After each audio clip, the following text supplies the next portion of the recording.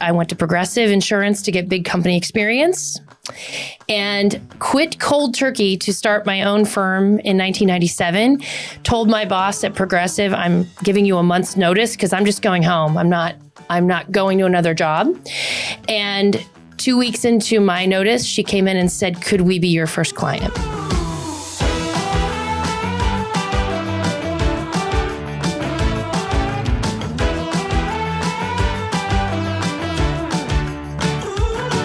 Today's guest has spent nearly 30 years helping people and organizations communicate more clearly. But what really sets her apart is how she leads with clarity, connection, and conviction. Sue Grabowski, thank you for being on the podcast today. Thank you for having me. I'm really excited. I'm excited too. Can you tell the listeners a little bit about you, your entrepreneurial journey, and your organization? Sure. So long story short is, it's a very long story, but I have to go back to high school. Mm-hmm. I'm the first in my family to go to college, and to graduate from college and to go. My parents weren't really into it. And I really was a C student, Wallflower High School person. So I went in as a music major. I took 12 years of piano and went to Malone University, really wanted to go there, but didn't know what to major in. And first semester, Intro to Communications, it's a required class for all freshmen. The professor pulled me aside and said the following words, Dr. Kim Phipps. She said, would you take a journalism course? I see some promise in your writing. Oh, wow. Those words changed my life. Took one journalism course, never went back to music. Do you still play the piano? I still have a piano. Okay. Very rusty, but love music. Just didn't go back to it. And it transformed me. I went from, C student to A student, vice president of the student body, editor of the school paper. It just propelled me forward. I found what I loved. So left there, wanted to work in government. Okay. Applied at the Ohio State House for a postgraduate internship, 25 positions, 300 applicants.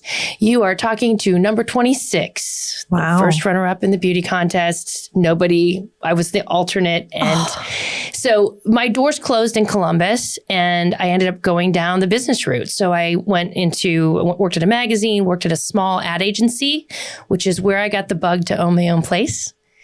And I was 22 and I'm like, I could own my own place. I worked for a woman named Marie Covington, who's very popular in Akron, very well known. And she was really a fire starter in those days, not many female agency owners. And I got to see everything that the agency did because it was very small. It was her, the office manager, and me. And so a few years after that, I went to Progressive Insurance to get big company experience and quit cold turkey to start my own firm in 1997. Told my boss at Progressive, I'm giving you a month's notice because I'm just going home. I'm not going to another job. And 2 weeks into my notice, she came in and said, could we be your first client? So it's like a movie. It was crazy. So Progressive Insurance was my first client. I took about half my job home with me. And then the Timken Company, which I did work for Marie, I never contacted them because I never wanted to impinge on her. They found out I was on my own and they called me and said, would you start working for us, doing some speech writing for the CEO? And it was their centennial celebration. And so I started being on site there, and that led to, well, since you're here, could you do these things too? And the agency took off. So that was a long time ago, almost 3 decades. And I have had shifts up and down through those years, but still love what I do every day. Yeah. So you've led the organization for nearly 30 years, and now it's evolving into something new. So what's been that mindset shift for you as you move forward from that traditional agency to tech and consulting? Tell us a little bit about now what you're working on and kind of what the future looks like. Awesome. Thank you. Yeah. So in 30 years, when I look back at the technology, when I started out of college, I worked at a magazine. I literally was using a keylining machine, which people wouldn't even know what that is today. Yeah, I don't know what that is. I would type my articles into a machine that would produce out long galley strips, like a newspaper strip, of the article. And those would be waxed onto paper that I would sit at my desk and lay out into pages of a magazine. Wow. From that to these pocket computers that we wear on our wrist or we carry in our pockets, in terms of a phone where we can literally talk to AI now. So that transformation is stark. Where I think an agency life is going is that the production, the things that we used to be our bread and butter, we used to make the money on, people don't need us for anymore. I mean, do you need me to make you a logo? No. People even say they don't need us to write. Questionable. I think they need us to edit, but they definitely can get so much farther down that line than they used to. Where I think we come in as a communications firm and as a tech firm is the articulation of plans and articulation of specifications. The clearer your specification, whether you're doing a project or a full marketing plan, or you're just trying to build out processes, the clearer your articulation, the easier it is to get the final outcome you desire, whether that be through AI or through human effort. And what I find is sloppy articulation is what causes the most rework and causes the most problems. And people just think they can just spit into AI and get something out that's going to be useful to them. So I think that my years of articulation and message development and clarity now combined with AI, and when I say we're a tech company, we now have products in-house that can help us do that, help us build refinement, help us bring together outside sources and inside insights into documentation that then could be handed to a person to go produce or to a computer to go produce or AI to produce. And so I bought out technology, Squawker Mobile Media in 2015. My now business partner had shown me easy ways to present content in mobile devices. At that time, we said, we're calling it Squawker with a QR. And I was called crazy by folks because QR codes are passé. QR codes aren't going to be used. No one's ever going to use them. Yep. Here we are, pandemic later, nobody touches anything, right? So we're trying to look ahead and say, what does the future of communication look like? Not just marketing. And then building tech to support that. And so we've got several products, like I said, that we're using right now to help our clients better articulate specifications, build out processes for communications, which is generally not a process-driven function within an organization. Yeah. We're just a bunch of jazz hands people. No, that's not true. Where do you think most people miss the mark in internal or external communications? Because that's your sweet spot. I know that a lot of times business owners think, we've got our communications figured out. We don't. Yes. Where do we miss the mark? So a couple of things. One is they don't treat it like other segments in their business. So let's talk about manufacturing, for example. In a manufacturing facility, processes must be followed or people get injured. Or products are not put together properly. And so you've got liability, right? But when it comes to sales and marketing, it's just like whatever we feel like doing. One person handles sales a certain way and they've got their own je ne sais quoi and they've got their own way of doing it. And then that person leaves and you lose that. I think documenting processes related to marketing is one of the biggest problems that organizations face, small businesses and large, because it's the roles that are squishy and are not managed properly in terms of what are our outcomes, defining our objectives, and making sure that our tactics align with objectives instead of trying to throw things against the wall, hoping that they stick, and then complaining either about the agency or the idea that they had when it didn't work. So that same articulation that would go into building out a manufacturing facility or a manufacturing line needs to be applied to marketing and sales. And unfortunately, that doesn't happen because it's a feely segment of the business. And I think we bring, at least we try to bring, a more objective approach to it. And it forces us to get out of it does not restrict the creativity. It just focuses creativity on the outcomes that you want, rather than we just need to increase sales. No, I love what you're saying, and that it's about intentionality. being intentional and having the focus to be able to do the fun, creative things that may get individuals' attention, but there's got to be strategy, intention behind it. Right now, the other issue I see is people chasing tools. Tell me more about that. So there's a tool a minute coming up that we're going to get you in front of more people, or we're going to make it easier for you to get things on multiple platforms, or those things are great.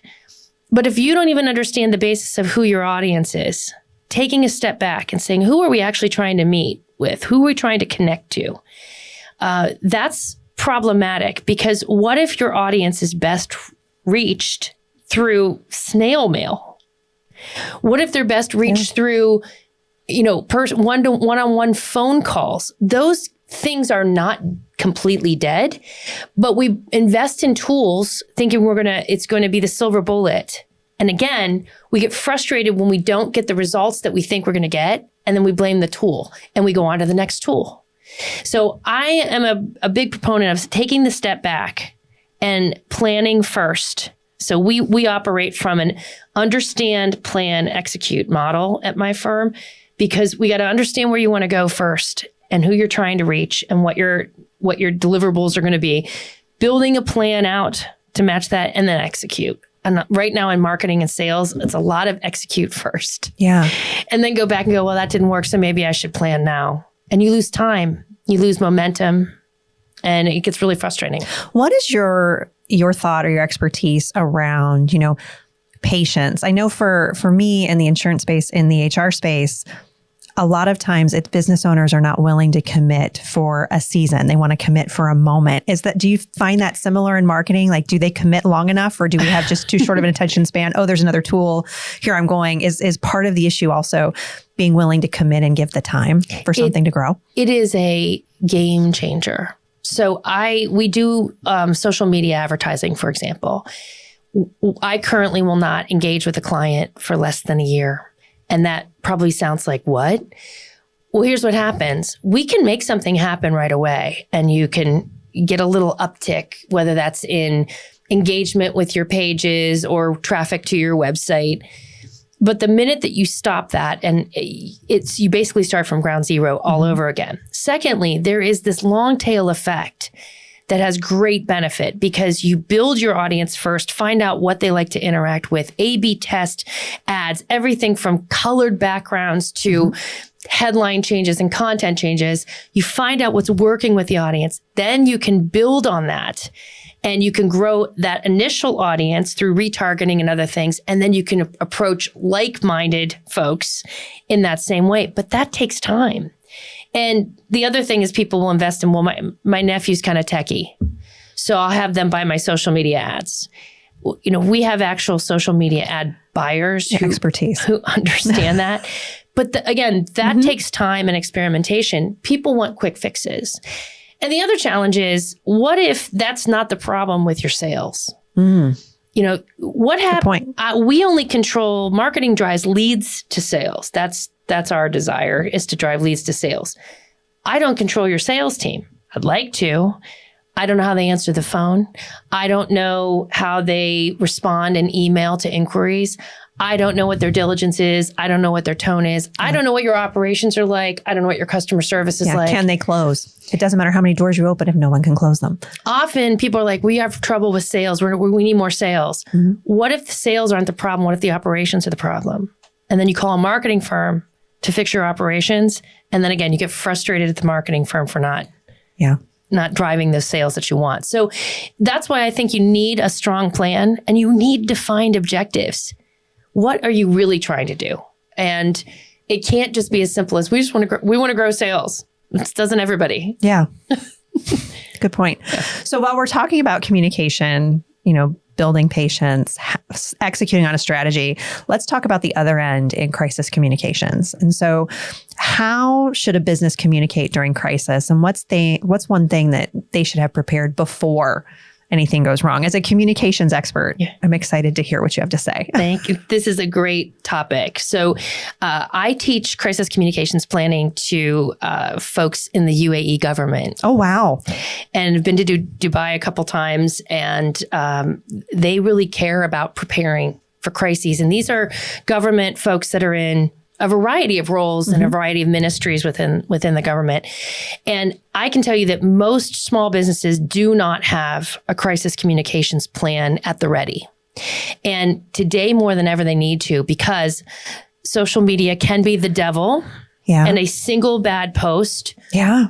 I've had local clients have a post made about them from an average person, not an influencer. This is not a media thing, and spool out of control before they even know what's hit them. So we got to plan for when, not if, a crisis occurs. And with ransomware, I've had 2 clients face ransomware problems where it's total terrifying. operations shut down. Yep. So you need a thorough plan that maps out what you think might be your risks. You know, dream up the scenarios. Everything from my building burns down to an employee commits a heinous crime. And it's kind of fun to brainstorm those because you're like, that would never happen. That would never happen. It does happen. So everyone needs a crisis plan, and you need to have a plan that covers who's on your team. You literally have minutes now. Back in the not so distant future, in my early days in communications 2 decades ago, maybe even a decade ago, you could have a crisis plan in place and it was in that file drawer. Yeah. And when something would go bad and maybe the media would hit, you'd have about 24 hours to formulate, what are we going to do? You don't have that time now. So being able to reach for something that says, okay, in this kind of scenario, we need this group. We need legal. We need a subject matter expert. We need a spokesperson who's going to be the person that's the liaison with the media. We need copy editors who are going to read everything that goes out, fact checkers. And here's how we structure our decision making regarding how severe is this. So I will say just some tips. If there's ever an injury or a loss of life, you are at DEFCON 10. And you need to be able to respond with compassion and competency at those times. And the only way you're going to do that is to be able to calmly speak from facts. And when we don't have a plan, we will speak from emotion. And we will say the wrong thing online, on camera, to other people. And we need to start with our employees really first, because employees are your greatest advocates, your greatest ambassadors. And sometimes we don't even keep them in the loop first. So the number one thing is to have a plan. I don't care if it's even just a rough one. We build out comprehensive ones, but you want to go to sleep at night knowing that your leadership team has something they can reach for. And when I say reach for, outside the firewall, because you could get ransomware attacked and all your systems are compromised, where all of your key leaders can get to it and somebody can take the lead, it really does bring peace of mind. And I'm all about bringing business owners peace of mind. They don't need to be thinking about these things at night. They have enough on their plates. No, I completely agree with you. So let's shift a little bit from crisis. So let's talk about community impact and public service. So you've served on a lot of different nonprofit boards, and now you're in public office as a township trustee. Congratulations on your win. Thank you. Why has community leadership always been a non-negotiable part of your business and your life? I feel like we share some of this, so I'd love to hear your answer. So there's really several things that influence that. One, I am a Christian. I believe that we're to serve other people. That's what we're here to do on this planet. So there's that. But I don't think I am well designed for all of the service that needs to be done. I think I would make a really not so great nurse. I would make a not so medical things would not be good. I don't think I'd be a great foster mom. And I'm just amazed at the people who raise their hands to do so many different volunteer things. So what I can do is help them from a board perspective. I can help raise money. I can help raise awareness. I can help them with decision making as they're doing their jobs. I come in and help, make some key decisions. So I've always thought that that's important. I really see the government work. Well, I'll say where I've served in the past is Pathway Caring for Children, which is a nonprofit that is a foster care and mental health agency. Blown away by what they do and agencies like them do. I worked at Mobile Meals in Akron. Again, just delivering food and being that human contact to people who maybe don't have human contact. That's just gigantic. But I also believe in the business community. So I'm on the board of the Canton Regional Chamber of Commerce. I really value helping grow businesses, helping entrepreneurs. When I started, I don't know how you felt when you started. I didn't know who to go to. No. I didn't talk to anybody. I made so many gigantic mistakes and just winged it. So let's work with organizations that help us not go down that path. So I just continue to be part of that. And I'm on the board at Malone University, which I feel such an honor because that place changed my life so much. But the public service part of it is really, I think, the ultimate outworking of that, because in those groups, I'm representing kind of affinities. You know, are you caring for kids? Are you caring for businesses? Are you caring for students? As a public official, I'm caring for 30,000 people. And they may or may not agree with me on all the decisions I have to make, but I have to try to think in their best interest. So to me, that's the natural kind of outworking, and it's taking me right back to my roots from 35 years ago, which is crazy. So I just put my hat in the ring. I'm finalizing my signatures to run for state representative for the 48th district. Wow. And so got to win in the primary. We'll see what happens. And I feel like if the voters want me to stay at the local level, I'll stay at the local level and serve. If they think I can do more at the state level, which I believe I can, because a lot of local issues can't be solved locally, then I'll do that. But I'm really geeked about it. And I'm doing this really for me. It's something I would like to do now. My business is mature. The business is changing. But I've got a great team that's serving our clients. And I think now's the time. Yeah. So that leads me into a question. You know, I've heard you say you don't believe in retirement. You do believe in restructuring your life. So what does this season of leadership look like for you as you're looking at, you know, moving into a different space, but also how you've worked to develop your team? So what does the future look like for you, Sue? How I spend my time is going to be, you know, different. It is right now. You know, I'm spending time on township things, and I think so. I don't really believe in retirement. I don't see it biblically. I just don't. I had a dad who lived to be 90 and a grandmother who lived to be 101. Wow. And my dad sold his mechanic's garage. He had a repair shop in North Canton at age 65. And then he went to work at Stark State in the auto lab till he was 80, and he retired again. And at 82, he's telling me I should never have retired, because I think there needs to be something that gets you up in the morning. So at my age of 57, almost 57, I'm like, what do I want that to be? What's that path next? I think public service is that path. I think it would get me up in the morning. The business still gets me up every day. I love what I do, and I will keep that going. But I think in the coming days, I think my team will take more and more responsibility for day-to-day stuff. They already do, but you know, I think they're welcoming that too. I'm like, if I can micromanage like any crazy entrepreneur does. Yeah, absolutely. We can be completely off in our own world, and then we come back and we're like, yeah, but what about this thing? And they're like, I've got that handled, man. Just chill. I think that I'm giving freedom to the next, you know, generation to potentially take over my firm in the future. And then also I will spend my day out with people. I love to be with people.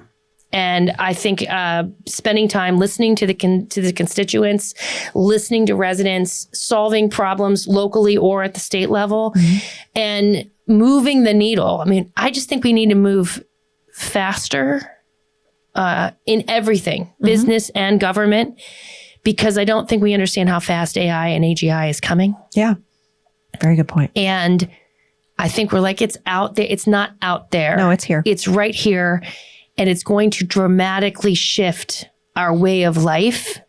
And I don't want to be in the back seat for that. I want to be in a driver's seat for that. So I think I'm making some moves right now because I feel the pressure I need to move now. Or if I wait, opportunities will pass me by. And as an opportunity junkie, I'm not willing to let that happen. No, I appreciate that. I share your love of opportunity. Yeah. So, most entrepreneurs do. We do. And sometimes we get bored and sometimes we get called to bigger things. Yeah. So congratulations on, acknowledging that retirement's not an option for you. You're going to reimagine. We'll see. I do like to play golf. I'd like to play more golf, but I don't think I want to play golf every day. All day? No. I don't think that's a good idea. That's not my thing. So as we start to wrap up, we have one question that we always ask all of our guests, and that is, what is the one thing that you would tell a business owner to do to get 1% better in their business every day? So this is a strange answer, but I think in their business, I think as entrepreneurs, we understand that if things are not right at home, personally with us, our business suffers, and vice versa. If things aren't going well at the business, we drag it home. What I've found is peace of mind drives a lot of benefit in business. And one thing that I've done in the past year is I don't have any dishes in my sink. This sounds really strange. Oh no, I love this. Tell me more. So I tend to work in piles, not files anyway. I always kind of have been that. My college roommates would tell you, I don't like clutter around the house so much, but my desk is always piles and I know exactly what's in the piles, but it looks like chaos. And I know other entrepreneurs that operate that way. But I would also at night, we finish up dinner and the dishes would be in the sink. And in the morning I come out, and we work remotely since COVID, even before COVID, we were working remotely. I come out in the morning to make my coffee and there's those dishes. And there's a study that shows that actually clutter really affects women chemically, mentally, even more than men. And that's how you're starting your day. You're starting your day with something that you have to do. There's no clean way to start your day. And most of us start our day with a cup of coffee or a breakfast or something. And so you have to wash those before you go make your egg, or you have to wash those before you get that coffee cup. So started making it so that at night there is nothing on my sink and nothing in the sink, nothing on my counters.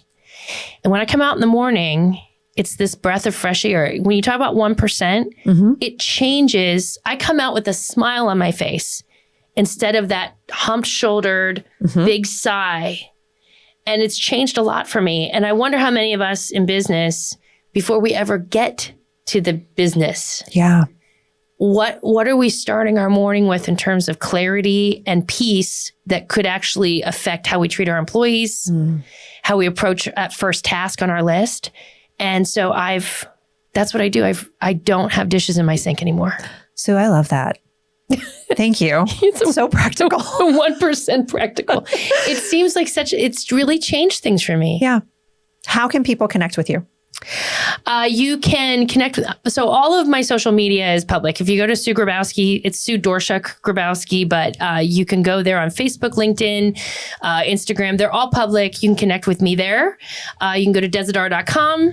And my cell phone is out there. So, hey. 330-608-1651 is my cell.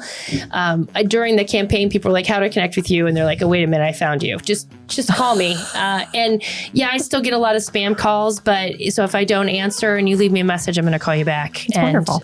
Would love to connect with people when I talk. Sue, thank you for your time today. Thank you for sharing. Thanks for the opportunity, Opportunity Junkie. Junkie. Absolutely. Thanks.